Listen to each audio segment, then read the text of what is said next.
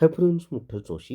या व्हिडिओमध्ये आपण नगर परिषद भरतीच्या संदर्भात माहिती पाहणार आहोत की महाराष्ट्रामध्ये एकूण किती जागा रिक्त आहेत, त्याचबरोबर प्रत्येक जिल्ह्यामध्ये किती जागा रिक्त आहेत, जाहिरात कधीपर्यंत येऊ शकते, परीक्षा कोण घेणार आहे, ही सगळी माहिती आपण पाहूयात. व्हिडिओ शेवटपर्यंत पहा. या व्हिडिओला सर्वांनी लाईक करा, शेअर करा आणि विठ्ठल जोशी हे जे आपले यूट्यूब चॅनल आहे ते सबस्क्राईब करा. जर तुम्हाला TCSनं घेतलेले पेपर पाहिजे असतील तर प्ले स्टोअरवरून विठ्ठल जोशी ॲप डाउनलोड करा आणि TCS PYQP हे ई-बुक विकत घ्या. याच्यामध्ये आत्तापर्यंत 154 पेपर दिलेले TCSनं घेतलेले.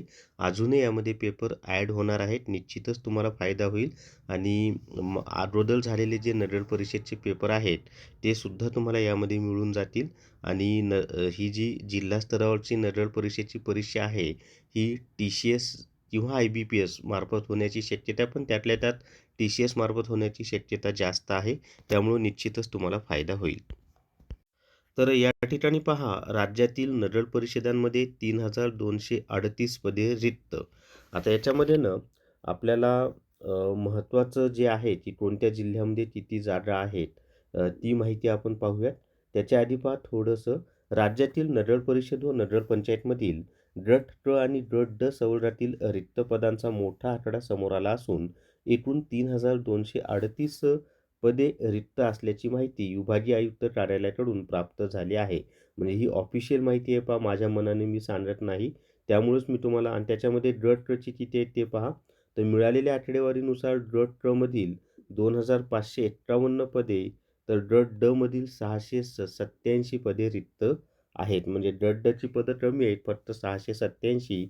पण गट क ची जी पदं आहेत ती आहेत 2551. आणि विभागानुसार जर पाहायचं झालं तर छत्रपती संभाजीनगर विभागात सर्वाधिक म्हणजेच 1198 पदे रिक्त असून यात गट क ची 631 व गट ड ची 567 पदे आहेत. तसेच पुणे विभागात 422, अमरावती विभागात 467, नागपूर विभागात 440, कोकण विभागात 200. आपण जिल्ह्यानुसार पण माहिती पाहणार आहोत बरं का. तर नाशिक विभागात 411 पदे रिक्त असल्याचे स्पष्ट झाले आहे. आता आपण जिल्ह्यानुसार माहिती पाहूयात. तर जिल्ह्यानुसार आकडेवारीमध्ये पहा, धाराशिव जिल्ह्यामध्ये 449 जागा रिक्त आहेत. नांदेड जिल्ह्यामध्ये 223, बीड जिल्ह्यामध्ये 157, जळगाव जिल्ह्यामध्ये 124, यवतमाळ जिल्ह्यामध्ये 149, चंद्रपूर जिल्ह्यामध्ये 84, अमरावती जिल्ह्यामध्ये 100, अकोला जिल्ह्यामध्ये 75, वाशिम जिल्ह्यामध्ये 49, बुलढाणा जिल्ह्यामध्ये 114, धुळे जिल्ह्यामध्ये 29, अहिल्यानगर जिल्ह्यामध्ये 132, नाशिक जिल्ह्यामध्ये 83, नंदुरबार जिल्ह्यामध्ये 124, छत्रपती संभाजीनगर जिल्ह्यामध्ये 91, परभणीमध्ये 76, जालना जिल्ह्यात 71, पालघर जिल्ह्यामध्ये 51, रत्नागिरी जिल्ह्यामध्ये 35, ठाणे जिल्ह्यामध्ये 36, रायगड जिल्ह्यामध्ये 49, सिंधुदुर्ग जिल्ह्यामध्ये 29, कोल्हापूर जिल्ह्यामध्ये 43, सोलापूर जिल्ह्यामध्ये 95, सांगली जिल्ह्यामध्ये 99, त्याच्यानंतर सातारा जिल्ह्यामध्ये 121, पुणे जिल्ह्यामध्ये 54, नागपूर जिल्ह्यामध्ये 129, वर्धा जिल्ह्यामध्ये 82, भंडारा जिल्ह्यामध्ये 43, गोंदिया जिल्ह्यामध्ये 39, गडचिरोली जिल्ह्यामध्ये 63, हिंगोली जिल्ह्यामध्ये 51, लातूर जिल्ह्यामध्ये 70 असे लक्षणीय रिक्त पदे असल्याचे दिसून येते. जर तुम्हाला हायकोर्ट पिऊन टेस्ट सिरीज घ्यायची असेल तर प्ले स्टोअरवरून विठ्ठल जोशी ॲप डाउनलोड करा आणि हायकोर्ट पिऊन टेस्ट सिरीज विकत घ्या.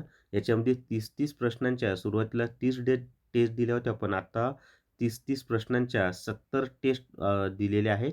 आणि प्लस टॉपिक वाईज टेस्टचा विचार केला तर 100पेक्षा जास्त, म्हणजे एक्झॅक्ट आकडा सांगायचा झाला तर 104 टेस्ट त्याच्यामध्ये दिलेल्या आहेत. सरावासाठी निश्चितच तुम्हाला फायदा होईल. तर या व्हिडिओमध्ये एवढीच माहिती. या व्हिडिओला सर्वांनी लाईक करा, शेअर करा आणि विठ्ठल जोशी आपलं यूट्यूब चॅनल सबस्क्राईब करा. Thank you very much.